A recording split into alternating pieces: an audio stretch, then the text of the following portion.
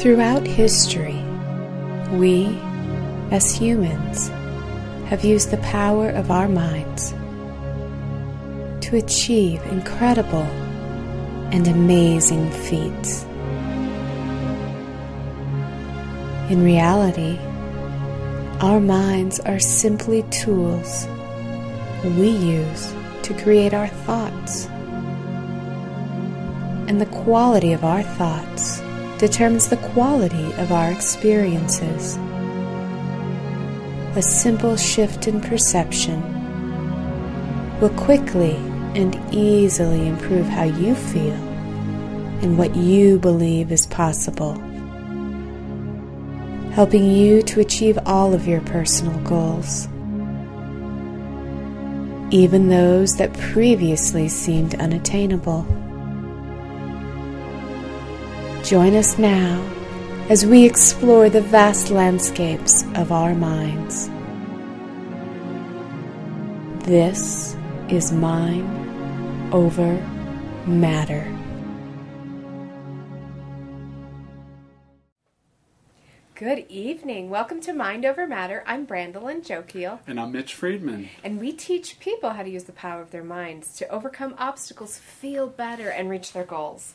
And that's what we're doing here tonight. That's right. Yes. Yeah. We got a great show for you tonight. Yeah. Tell us a little bit about that, Brandy. Well, tonight we're going to be talking about a subject that is near and dear to at least 2/3 of Americans.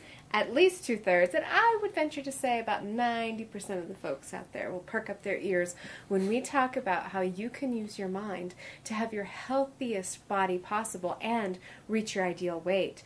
Because unfortunately, Mitch, there's an overweight and obesity. I guess they're calling it an epidemic now in the U.S. I guess we're so well off and so prosperous, we're not balancing that so well. And lazy. We're gotten lazy. I know.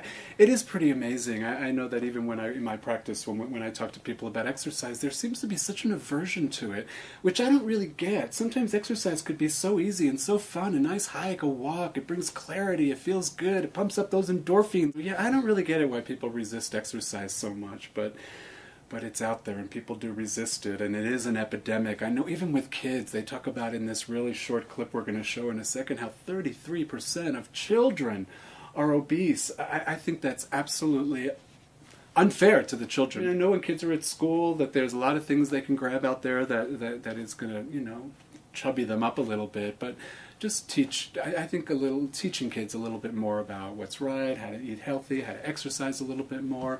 And maybe if parents got together and encouraged schools to bring back those exercise programs and gym and all that stuff where people move their bodies and get around during the day. I think that's happening. And, as a parent and having 2 children, the main thing that we struggle with in our house is all of the indoor activities that are now available. You have the PlayStation and the Nintendo and the computer and the texting and the television and the movies. And so we have the instant access indoors to all kinds of entertainment venues.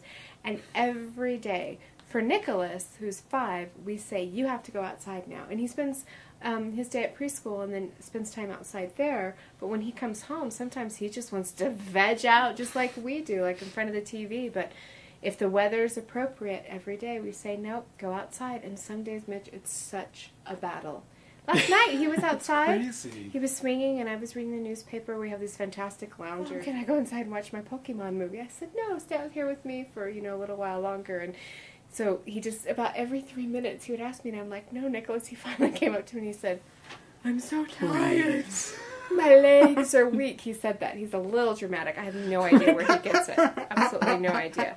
So I relented and let him go in and watch, TV. But I think it's, constant as a parent to really get the kids moving and moving their bodies. So we do have a little clip. It's very short. It's like a minute long of Dan Rather on MSNBC talking to not Dancy.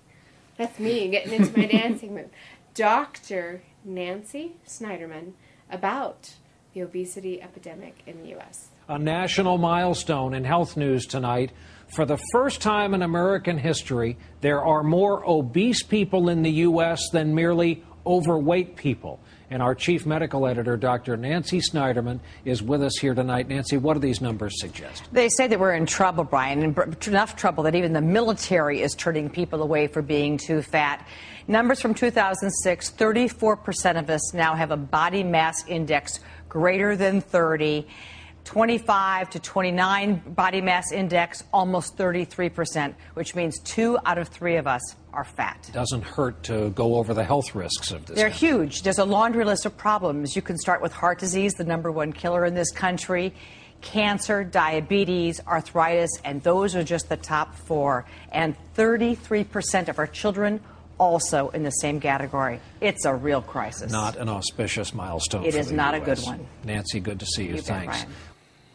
Wow, those statistics are just mind-boggling, aren't they? They really are, and it's like we hear them all the time. It's almost like being inundated with the same information. We just start to tune it out. But, I mean, look around you when you're out and about, and, you know, we can really be such a healthier society, and it's costing us all so much money in healthcare costs. It's really costing us as a nation in insurance and healthcare costs to not eat, you know, sensibly and to not move our bodies. And I am not talking about like Kate Moss size 0 situation. Yeah. I'm talking about healthy heart, feeling good inside your skin. I know that when I put on a few pounds, Mitch, I feel miserable inside my skin. And I just want people to feel good. And I know a lot of people want to feel good out there, too. And I think that's a really good point, because this isn't about everybody having to be thin or skinny or be that model or any of that dysfunctional. I think that some of that is really dysfunctional. I almost have a lot of sympathy for women out there when they have these, I mean, so unrealistic. I used to work in fashion, and it was so unrealistic what they expect people to look like, and that people even want to move towards that. So what Brandy's saying is so important. It's about feeling good in your body, moving your body, and just being healthy. And sometimes what people look like when they're healthy is a little bit more robust. Everybody doesn't look exactly the same. And Hallelujah. I know.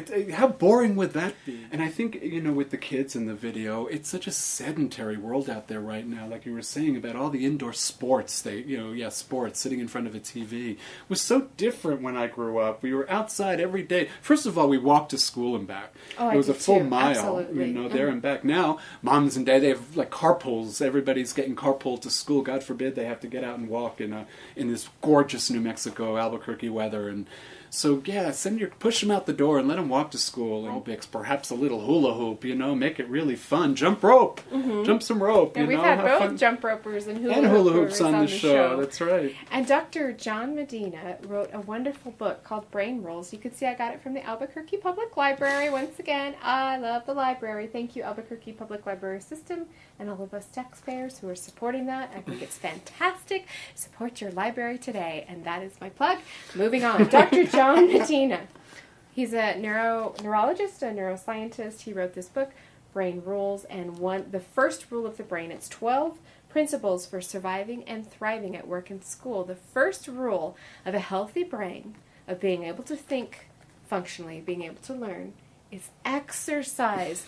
Exercise is important for our minds. We have to move our bodies for our minds to work correctly. Science has now proved this. So I'm going to be really brass and really just out there. We're not only getting fatter, we're getting dumber. So stop it, folks. Start exercising.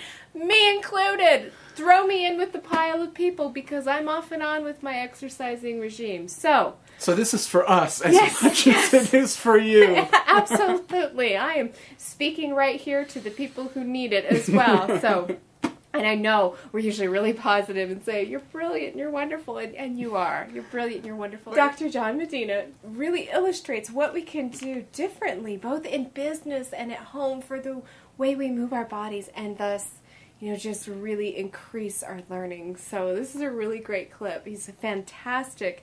You can find this information on brainrules.net.